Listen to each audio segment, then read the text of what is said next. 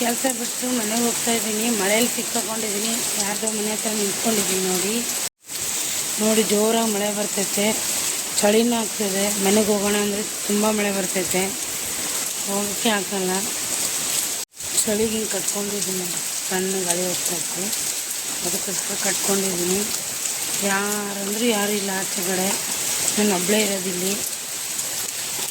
ಹೇಳ್ತಾರೆ ಎಲ್ಲರೂ, ಅಯ್ಯೋ ಸಿಟಿಯಾಗಿರ್ತಾರೆ ಆರಾಮಿರ್ತಾರೆ ಅಂತಾರೆ. ಹಳೆ ಸಿಟಿ ಜನ ಸಿಟಿಗೆ ಗೊತ್ತು. ನೋಡಿ ಒಂದರ ಪಿಳ್ಳೆನೇ ಇಲ್ಲ ಆಚೆ. ನೋಡಿ ನೀವೇ ಹಿಂಗೆ ಮಳೆಯಲ್ಲೇ ಹೋಗ್ಬಿಡ್ತೀನಿ. ಇವಾಗ ನಿಂತ್ಕೊಂಡಷ್ಟು ಮಳೆ ಜಾಸ್ತಿ ಆಗುತ್ತೆ, ಚಳಿನೂ ಆಗುತ್ತೆ. ಆಮೇಲೆ ಈಗ ಮನೆಗೆ ಬಂದೆ ನೋಡ್ರಿ. ಬಂದು ಡ್ರೆಸ್ ಚೇಂಜ್ ಮಾಡ್ಕೊಂಡಿದ್ದೀನಿ. ಸದ್ಯಕ್ಕೆ ಬರೀ ಚಾ ಮಾಡಮ್ಮ, ಚಾ ಕುಡಂಬ್ರಿ. ತಣ್ಣಗೆ ಬಂದುಬಿಟ್ಟಿದ್ದೀನಿ. ಸ್ವಲ್ಪ ಬೇರೆ ಕಡೆ ಇತ್ತು, ಚೇಂಜ್ ಇತ್ತು ಕೆಲಸ, ಸೊ ದೂರ ಇತ್ತಲ್ಲ, ಅದಕ್ಕೋಸ್ಕರ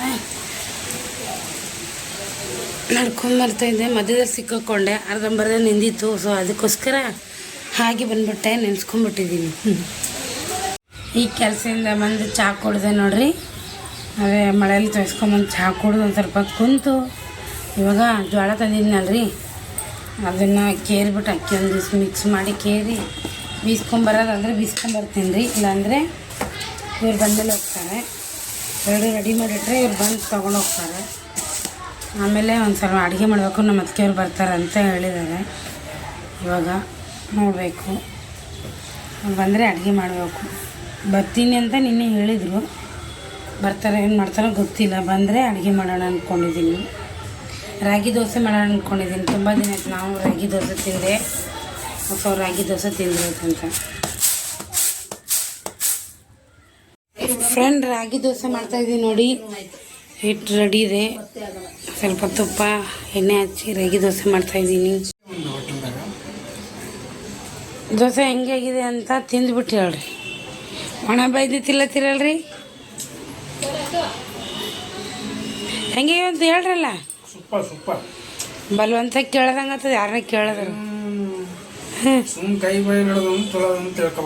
ಹೌದಾ? ಚಟ್ನಿ ತೊಗೊಂಬರಲಿ, ಏನು ಟೊಮೆಟೊ ಚಟ್ನಿ ತರಲಿ? ರಾಗಿ ದೋಸೆನೇ ಚಿತ್ರಾನ್ನ? ರಾಗಿ ದೋಸೆ ಅವಾಗ ಏನಂದಿದಿ? ಹಾಂ, ಸೂಪರಾ?